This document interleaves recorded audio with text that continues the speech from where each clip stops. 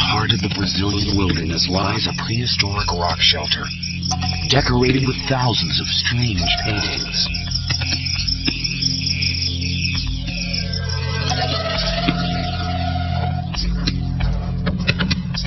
South American archaeologists are finding unusual human remains. The skulls aren't European, but they aren't American Indian either. They belong to none of the prehistoric races known to have set foot in the New World. These skulls are as old as the Ice Age. So who were these first people to discover the Americas? And what became of them? Did they all disappear? Or did some of them survive?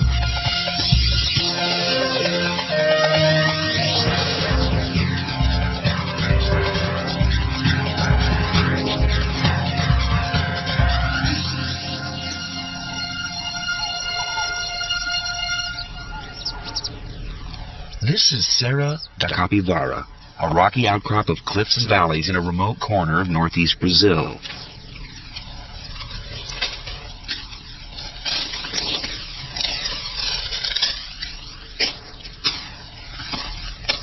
Local farmers have long known about these rock shelters hidden behind the brush.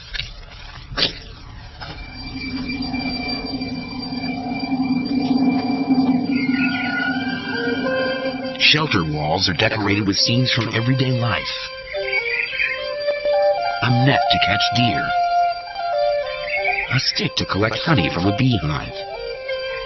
A hand shielding the eyes. Here, 3 people are helping a pregnant woman give birth.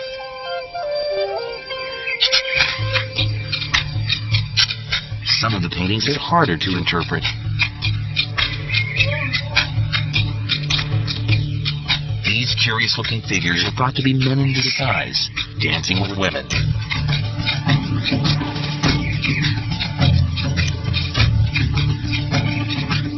Other images show human figures with decorated bodies. Some wear masks. They hint at some kind of ritual.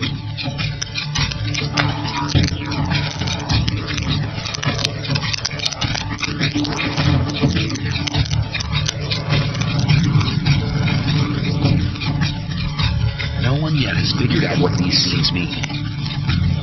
But local farmers claim to know who originally painted them.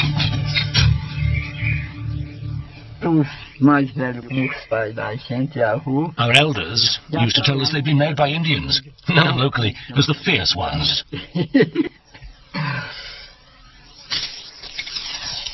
Indians were the obvious candidates.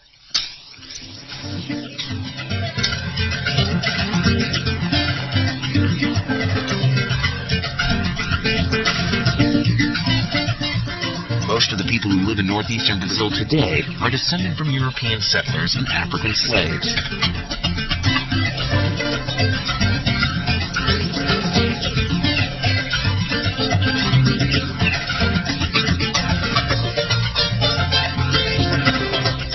But these ancestral groups arrived in Brazil just 500 years ago. When the Portuguese first discovered Brazil, they found that Indians were already here.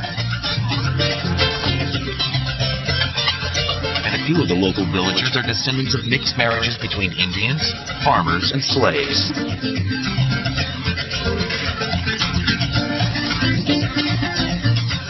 Indians, in fact, had been in America for thousands of years.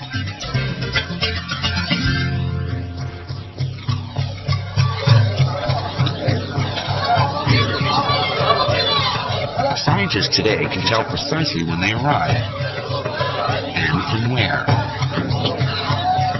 All native peoples in South and North America belong to a racial type known as Mongoloid. They're descended from the ancient peoples of Siberia.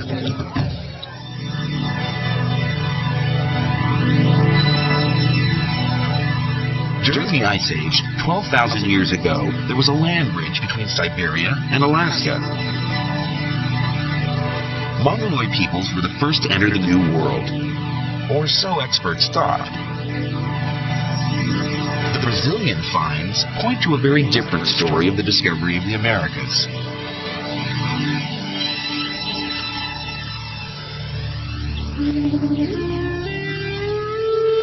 paintings on these rock shelters are much older than the Indians.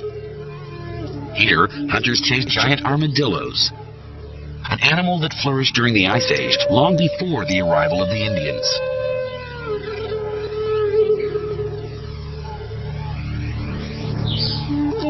There's a playful feel to many of the scenes. Here, a group of men are standing on each other's shoulders, just like a circus act. And here, a rare romantic moment.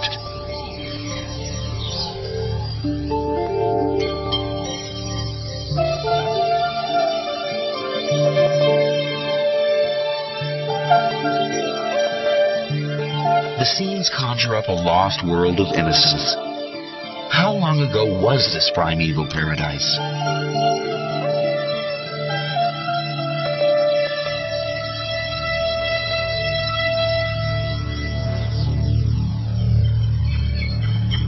French archaeologists have just finished digging in Pedra Firada, the largest of the rock shelters. Their aim was to go back in time to a period well before the arrival of American Indians.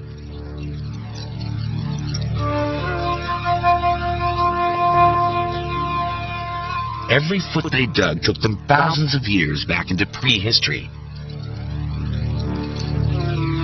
When they reached layers 40,000 years old, they found these.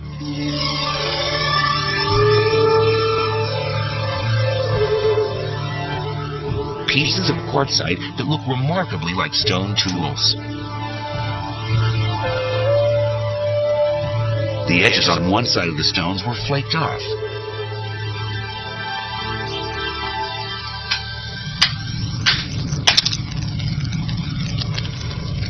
Were these stones shaped into cutting tools by human hands? If so, then the history of the discovery of the Americas would have to be rewritten. But if people had been here before the American Indians, surely there would be other traces of their presence. The archaeologists continued to dig, down to depths 50,000 years old. And then they found this.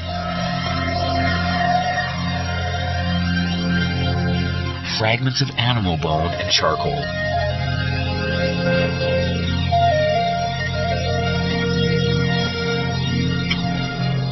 For Anne-Marie Passy, one of the archaeologists involved in the dig, these fragments were proof of human occupation. On trouvait des structures de feu. We found structures shaped like hearths. Alors, à côté du charbon, next to the charcoal, depending on the period, we sometimes found food leftovers of animals they may have eaten. D'animaux qui ont pu être consommés. The Brazilian finds show that the New World was discovered tens of thousands of years earlier than previously believed, certainly well before the time of the American Indians. But who were these pioneers? A much earlier wave of Mongoloids, or another race altogether? Clues to the identity of the first Americans are emerging in rock shelters in the northeast and southeast of Brazil.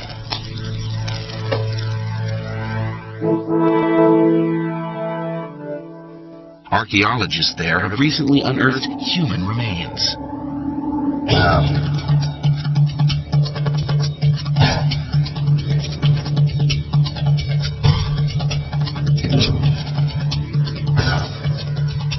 Prehistoric skulls were found buried in layers of soil 9,000 to 12,000 years old. They are the oldest skulls in the Americas.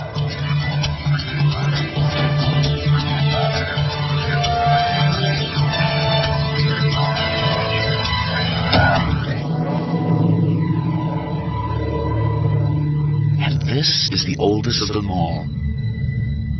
The skull of a young woman nicknamed Luthia by scientists. Can she tell us who the first Americans were?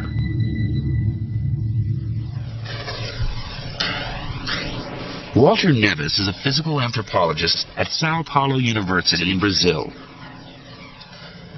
He's been using a standard and reliable archaeological measure, the shape of the skull, to find out what race she belonged to. He fully expected Luthia to be a Mongoloid, an ancestor of the American Indians. But then he fed the measurements into the computer.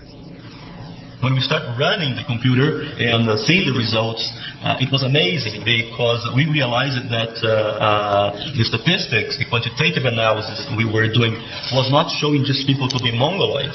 In fact, the analysis was showing these people as anything except Mongoloid.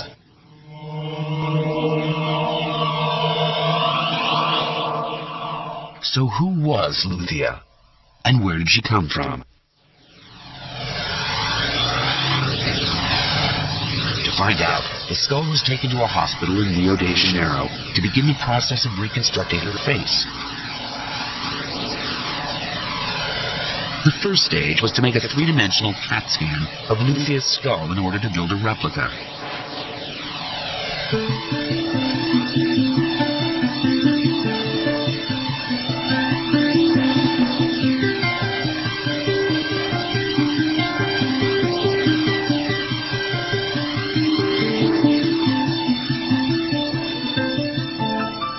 The cast was then given to Richard Neve of the University of Manchester in England, one of the world's leading forensic artists, to recreate her features.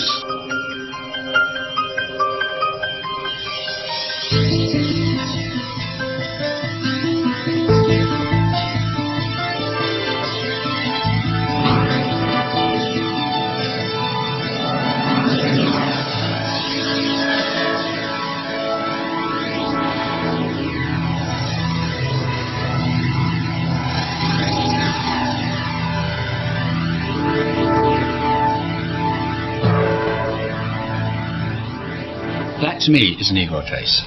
It has all the features you associate with a Negroid face. The proportions of the face, it doesn't say anything about it being Mongoloid. Luthia belongs to a race found historically along the rim of the Indian Ocean, in East Africa, in the islands of South Asia, and in Australia and Melanesia. Was this then the face of a first American? Her reconstruction is confirmed by measurements Walter Nevis has taken of all his skulls. The first reaction was not to believe in it. But as the results, repeated so many times, and the result is exactly the same thing. They are very similar to nowadays Aborigines and Africans, and no similarity at all with Mongoloids in Asia or with American Indians. But how could Luthia be African and Australian? According to Walter Nevis, there's a very simple explanation. Luthia is a bit of both.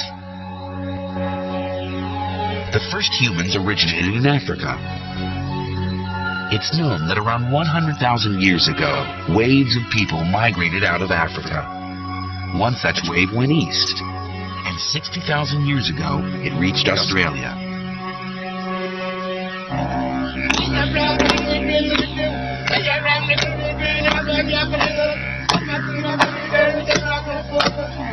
Luthia, it seems, belonged to a race of humans descended from Africans, a race that eventually became today's Australian Aborigines.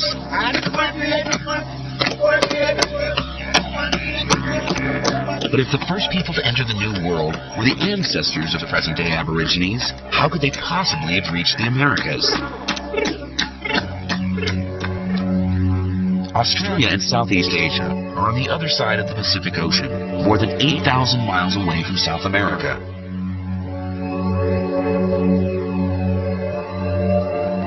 It's true that during the Ice Age, there was a land bridge between Siberia and Alaska. In theory, the ancestors of the Aborigines could have migrated north and crossed over into Alaska. But they wouldn't have made it very far. A permanent mass of ice sat on Canada for thousands of years.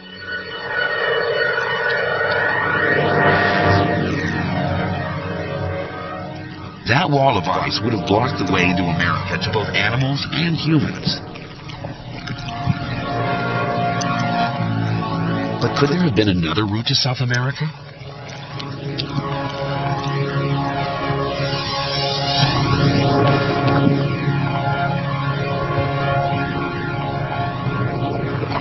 Il faut considérer toutes les probabilités. One has to consider all the probabilities. Traverser. It's much simpler to cross the ocean than to adapt to the cold of the North Pole. Il faut quand même After all, you do need to develop a fairly sophisticated technology to survive in the cold.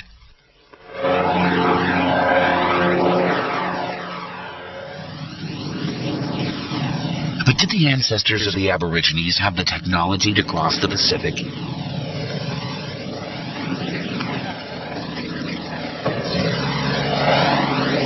These are the Tiwi people, an Aborigine clan living on Bathurst Island, just off the northern coast of Australia. As far back as they can remember, their way of life has always revolved around the sea.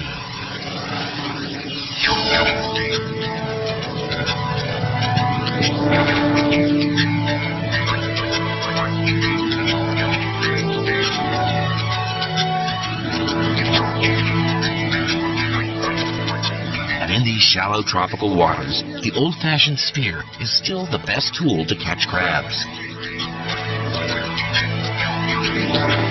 But the Tiwis are very much the exception. Most Aborigines live on the mainland and have no seafaring heritage.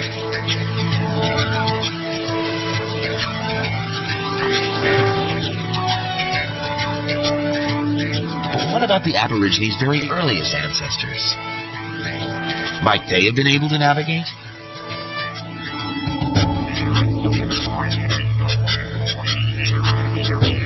Curiously, the best clues to the culture of the first Australians are to be found far away from the coasts.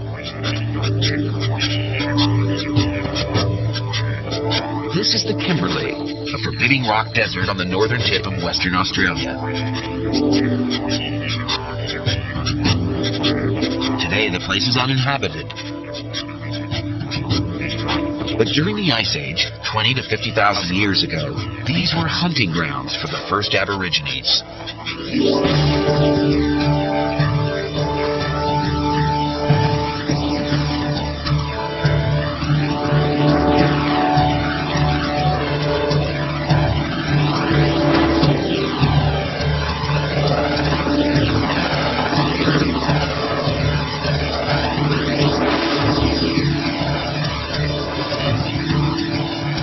Walsh, an Australian rock art specialist, has devoted his life to finding and recording their earliest traditions. The area is surrounded by rock shelters, many of them decorated with images painted tens of thousands of years ago.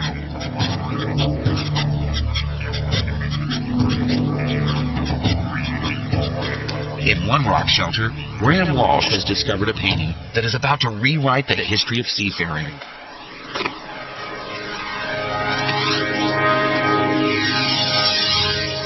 It's the oldest painting of a boat anywhere in the world.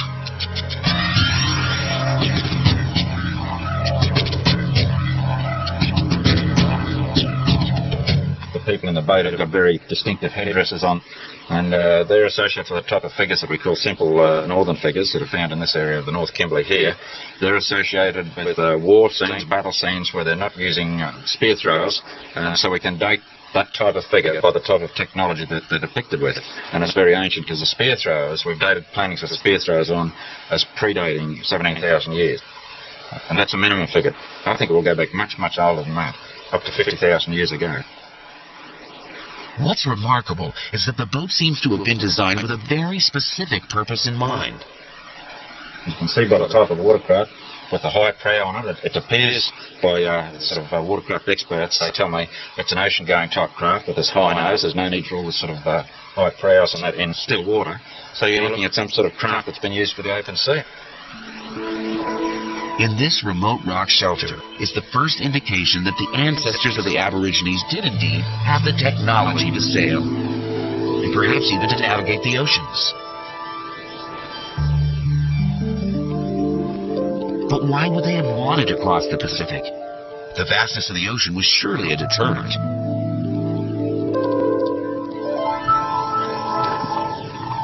More and more, scientists are convinced that the very first ocean crossings may have happened by accident. It's not such a far-fetched idea. Il y a 3 ans, il y a eu 3 years ago, 5 fishermen, while only 2 made it out of the original 5, qui sont arrivés, et c'était 5 set off in the middle of a storm off Africa. tempêtes du côté d'Afrique. Ils sont They arrivés, arrived here in Brazil. They decided to stay. They didn't want to return to Africa. Bon, bien sûr, c'était toute une Sure, aventure. it was an adventure, an odyssey, but they made it in just 3 weeks. Ils ont survécu, je peux They vous dire. survived. And if they survived, Ils ont survécu, others could have done so vous too. également.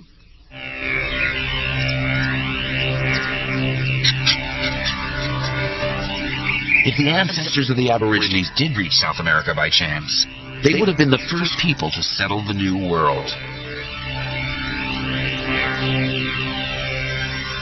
They would have become the American Aborigines. But if this is what happened, where are their descendants? Why are there none of these American Aborigines in North and South America today? One possibility is that for a long time they lived alone in the continent, leading an idyllic life, free from invaders. After all, the land route from Asia into North America remained firmly blocked for thousands of years.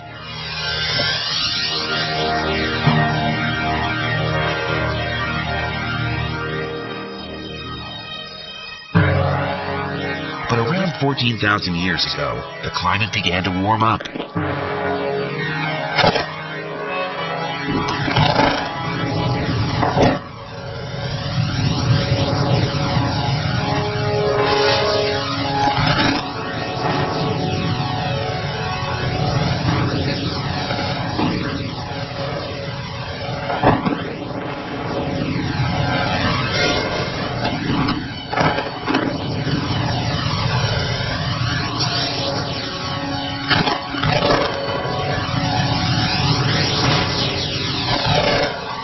The Ice Age was coming to a dramatic end.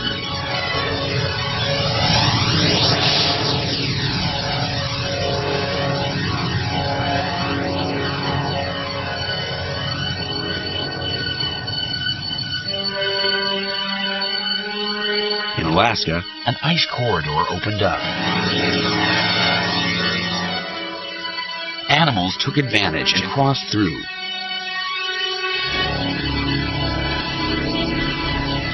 Chasing them were Mongoloid hunters.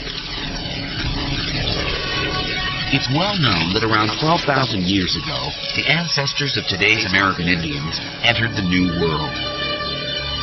The Mongoloids moved swiftly, colonizing North and South America in just a few thousand years. That's precisely the time frame when scientists believe the American Aborigines began to disappear. Could the Mongoloids have replaced the Aborigines? This is very clear in South America. All populations I have in my data set from the whole South America, okay, from 7,000 to the present, they are absolutely classic Mongoloid. And everything I have with more than 9,000, okay, is absolutely non-Mongoloid. So I would say this replacement occurred between 9 and 7,000 years ago. Rock art experts have been studying the Brazilian paintings for clues about how that replacement might have happened. Here may be an explanation for how the American Aborigines became extinct. This scene shows several men in midair. They look as if they're flying.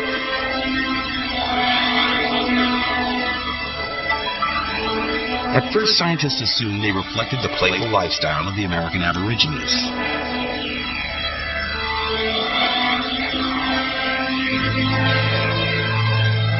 But computers can shed new light. Images can be digitally removed and then reintroduced one at a time.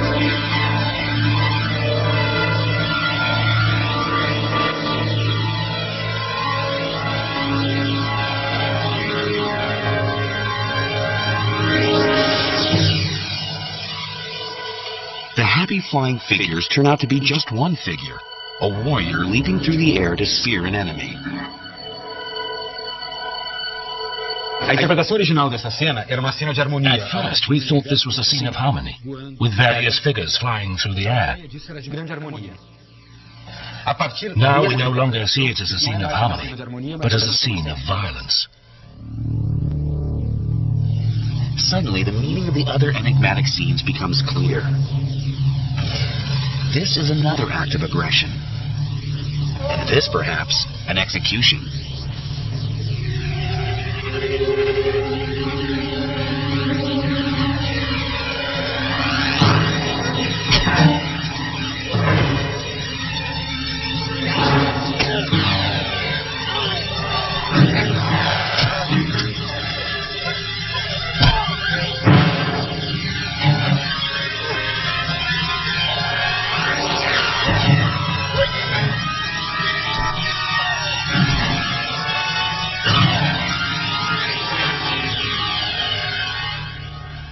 Were the Mongoloids at war with the Aborigines? Tellingly, these scenes only begin to appear after the arrival of the Mongoloids. Jusqu'à 9000 ans, on n'en trouve pas une. Until 9,000 years ago, we don't find a single scene of violence. And this coincides with finds which show an increase in population. Ça coïncide. On ne peut pas tirer des conclusions. We can't draw any conclusions, but there is an increase in small tribes, and violence becomes very La important. violence commence à devenir très important. Conquest by the Mongoloids would explain why there are no Aborigines in the Americas today. They were wiped out.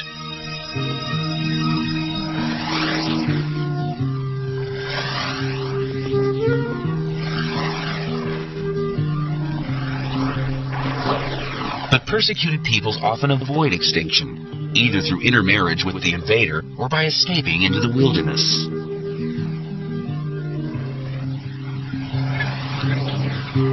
Could some American Aborigines have survived in a remote corner of the New World?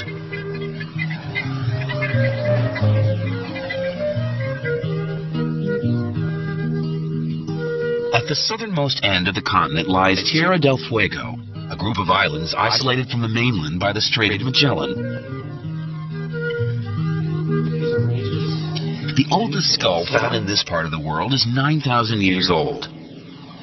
It, too, was measured by Walter Nevis. This skull also shows a strong similarity with Australians and no similarity at all with nowadays Indians or Mongoloids. Okay, so even in the extreme southern cone of the Americas, okay, was inhabited by these people that has nothing to do with Mongoloids. It seems that some tribes of American Aborigines may have escaped, finding sanctuary here at the far end of South America. So what became of them? Where are their descendants?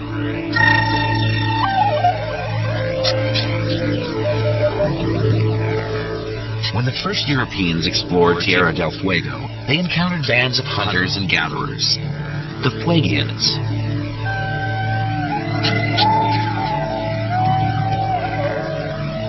An Italian ethnographer recorded their way of life in the 1930s. It seemed to hark back to a primordial era.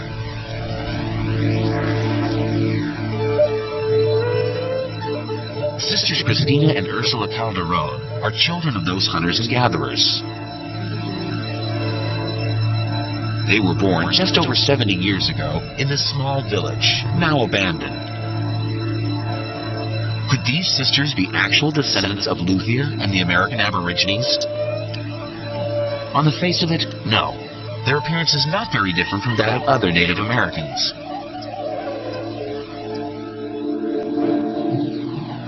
But a more reliable marker of ancestry lies behind the face, the shape of the skull.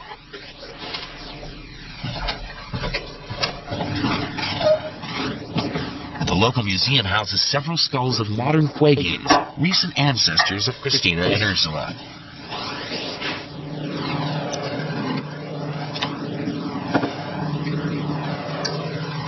For the first time, scientists have begun to measure these skulls. As expected, they have found some classic Mongoloid traits, such as flat faces. But they also found unusual features. Pronounced ridges over the eyes. A distinctly non-Mongoloid characteristic.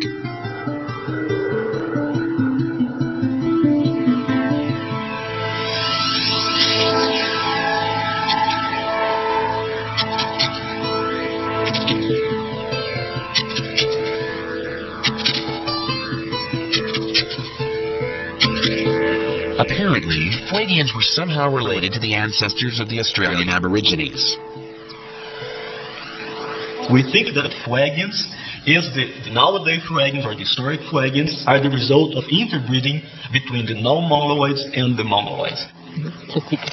It seems that some American Aborigines may have avoided extinction by intermarrying with the Mongoloids 7,000 to 9,000 years ago, and then retreating to Tierra del Fuego, where they lived in isolation until the 20th century.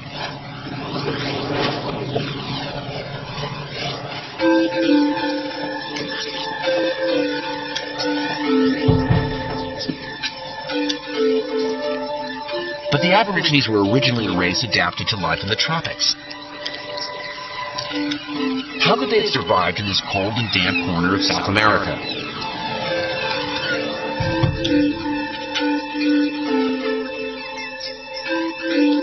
Argentine archaeologists have pitched their tents on the shores of lakes and inlets in search of clues.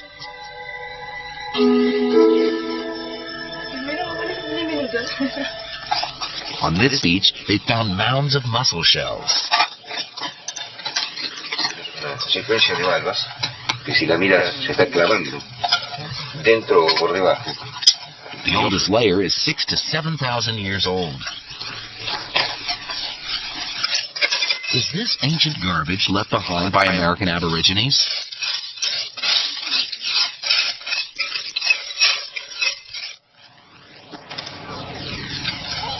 Mounds of shells have been found all over the beach. The mounds are overgrown with grass, but they have a distinctive shape. Each one is built up around a hollow. According to Ernesto Piana, the excavation leader, they're evidence that this sheltered beach was the site of a very ancient settlement. This kind of round structures, you may see many in this archaeological site in Miwaya, are actually the base of the huts. This was done because people just put some poles around, making a dome, or some like a cone, and letting throwing the debris, the refuse outside of this round thing.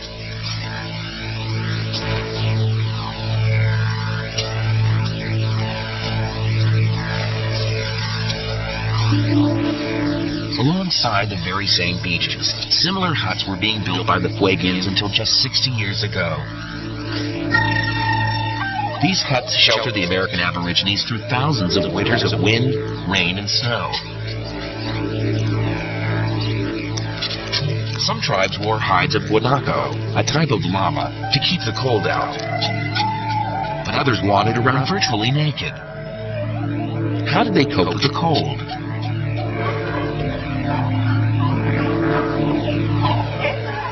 Tierra del Fuego was surrounded by colonies of seals. Seal oil rubbed on the skin offered protection against the cold and damp. It was also especially high in calories. A spoonful a day provided extra resistance to the cold. We were given spoonfuls of seal oil. That's how I grew up healthy. And I guess that's why I'm still here today. They said it was very good for the kids, but only in winter, not in summer. Because in summer your face comes out in a rash of spots.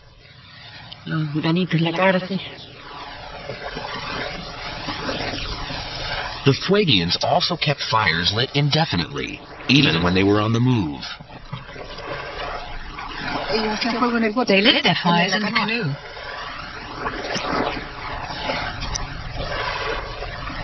And I'd ask, how come the boat doesn't burn? No, the fires were lit on a layer of damp grass. So long as the fire is small, the canoe doesn't catch fire.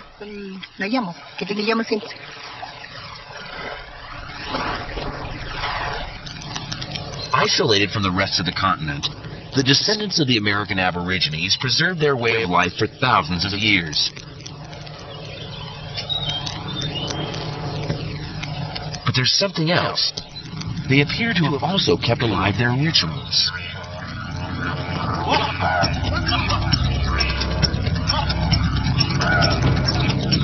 The 1930s expeditions recorded secret initiation ceremonies.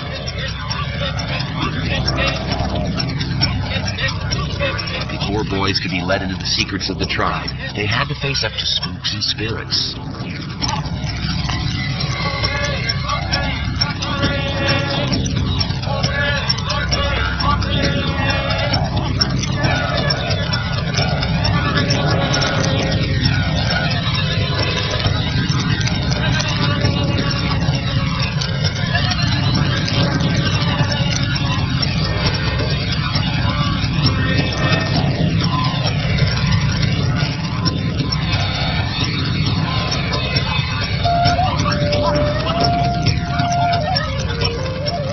According to the ethnographic reports, boys and women believed the ghosts were real.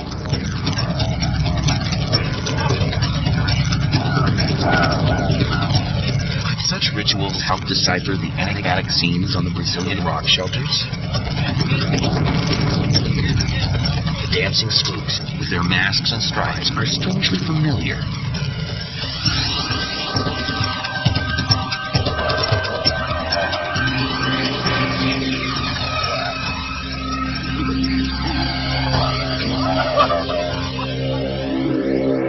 The tribal wisdom taught to the Fuegian initiates was secret. It was only revealed to men. Women were kept in the dark. Any speculation about it was, and still is, strictly taboo. They said it was a very secret ritual. That's why we never talked about it. Only the men were supposed to know about it.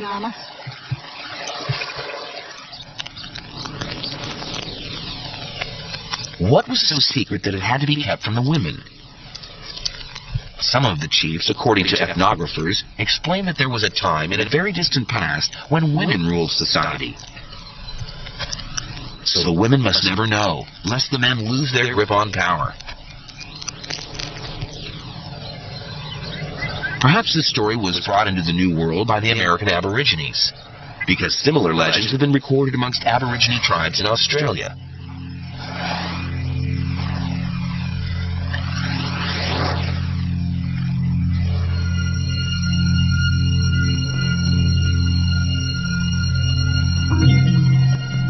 Amazingly, traditions of the first peoples of Australia appear to have been preserved here at the utmost end of the earth by a small band of their descendants. But after surviving 50,000 years, the memory of those traditions is now at risk of being lost forever.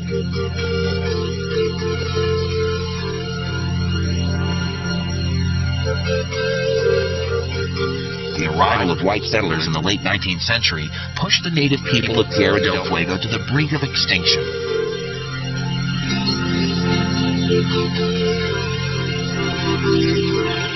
The guanaco was one of the main sources of food. But when European settlers arrived, they saw a land ideally suited for something else.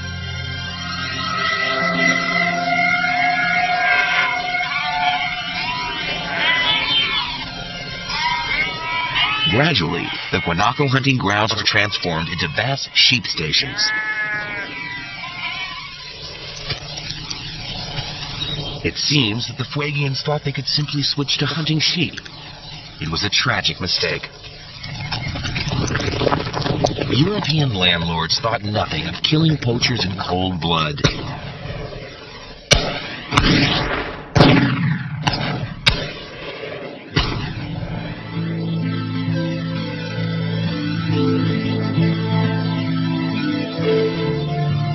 Christian missionaries tried their best to help the natives adapt to the changing circumstances.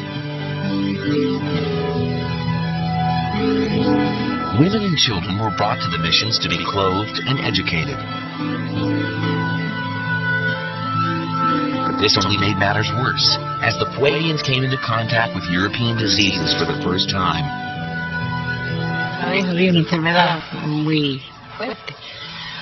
There was a virulent disease, and many died from that. A few survived, but then came a stomach illness, and many more died. Many babies and adults. I was ill too, but I pulled through.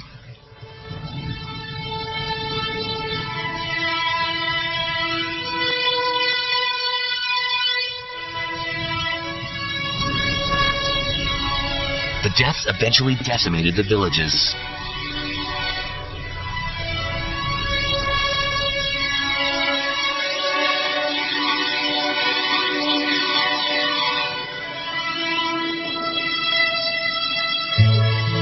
Years ago, Christina and Ursula had to abandon the village where they grew up and move into a white settlement.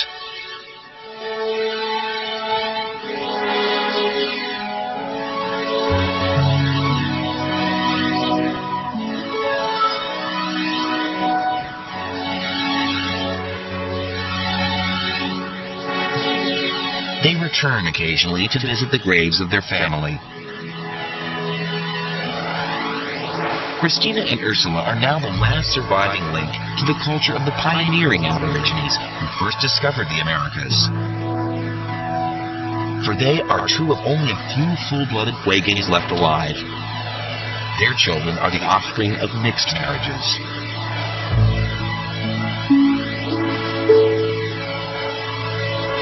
Just as it did 9,000 years ago, intermarriage, this time with Europeans, may save something of the American Aboriginal culture from complete extinction.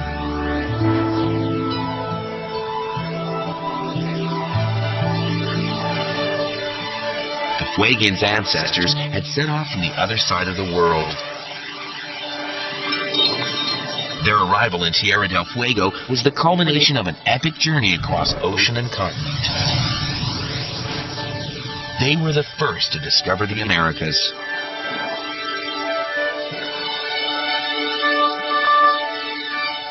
"50,000 years later, their descendants have dwindled to a handful of survivors. But who knows? Perhaps the Fuegians were not the only Aborigines to survive the arrival of the Mongoloids.